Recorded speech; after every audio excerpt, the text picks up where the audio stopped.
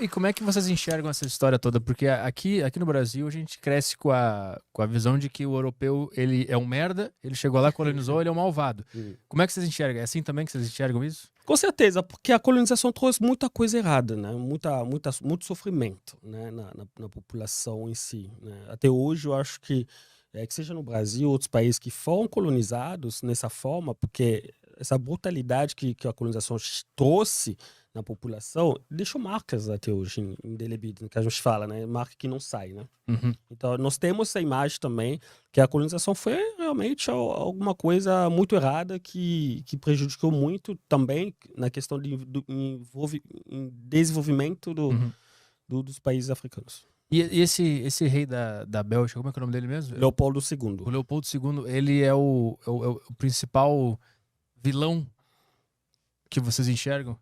Não, hoje em dia, a gente não enxerga ele como o principal vilão, mas ele foi um dos maiores assassinos da humanidade, né? Então, a minha percepção, porque eu pesquisei muito sobre ele também, a minha percepção em relação a ele, só na época, porque ele, depois da Conferência de Berlim, em 1885, ele ficou no poder, né, na fazenda dele, que era o Congo, até 1909.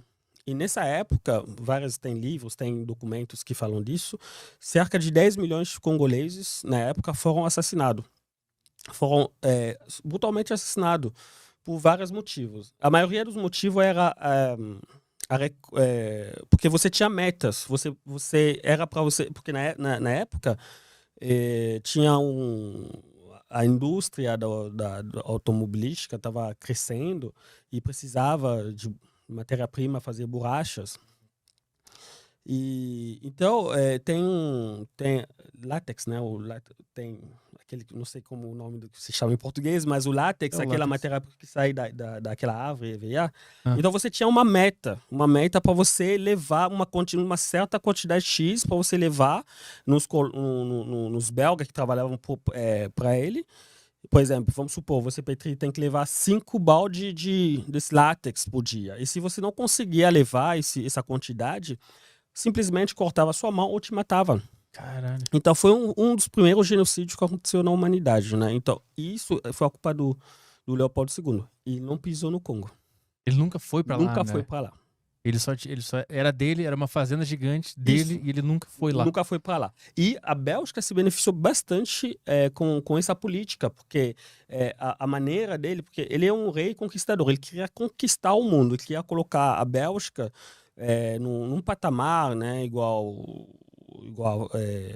Portugal, a Espanha, né, aquelas potências na época. Ele tentou nas Filipinas, não conseguiu, mas ele conseguiu no Congo. Cara, Infelizmente.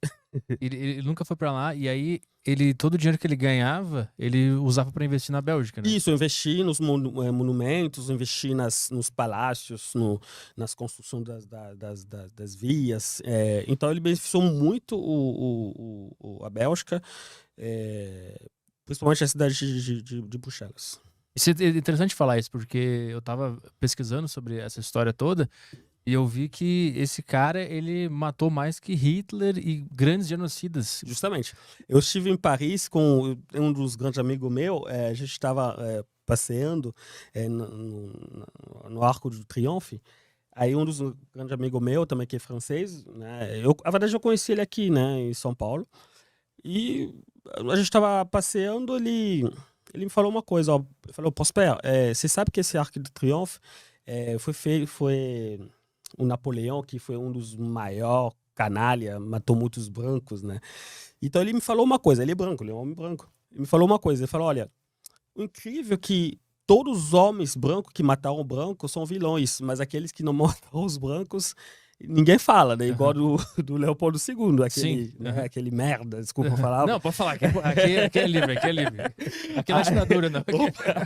Aqui dá pra falar. Aí ele me falou isso no carro dele, eu falei, sim, ainda bem que você tem essa percepção, porque eu tenho também essa mesma percepção, né? Então, o Leopoldo II matou muito mais gente. E como é que encerrou a história dele lá? A história dele encerrou porque uma investigação de alguns de um jornalista, eu esqueci o nome dele, britânico, né, que pesquisou muito. Ele era um amigo, ele tinha um amigo dele que fazia que trabalhava no Congo na época, que trouxe esse relato, né, para ele.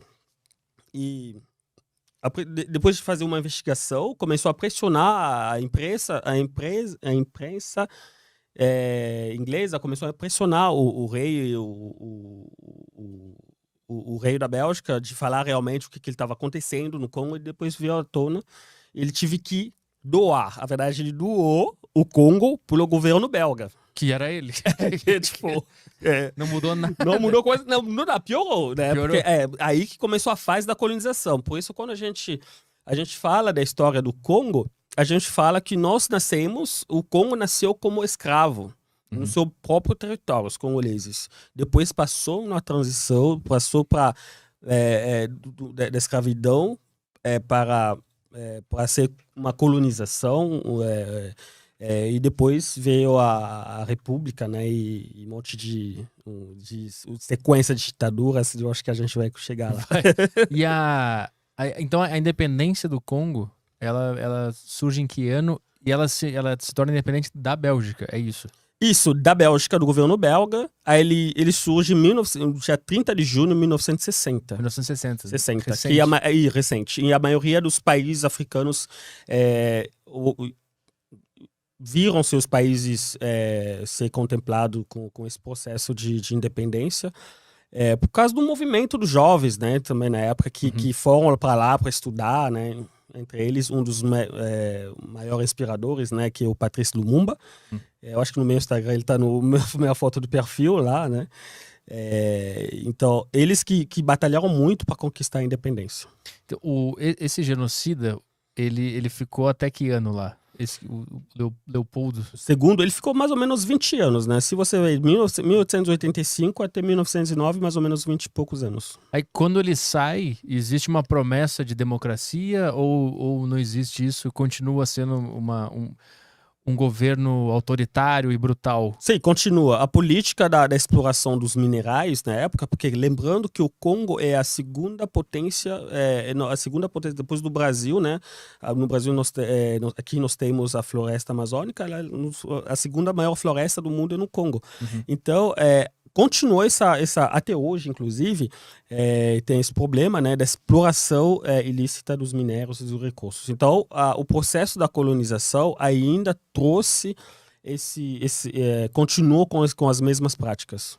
Mas mudando algumas coisas, algumas coisas. Depois que saiu o genocida, isso mudou, melhorou um pouquinho, mas continua sendo explorado. Isso, continua sendo explorado. Até se tornar independente, continua na mesma pegada. Isso, a mesma pegada. Entendi. Para você ter uma ideia, por exemplo, quando os colonizadores, na época, depois de receber a doação do rei Leopoldo II, no Congo tinha menos de 20 pessoas formadas. Então, eram pouquíssimas pessoas formadas. Mas a colonização trouxe também universidade, essas coisas.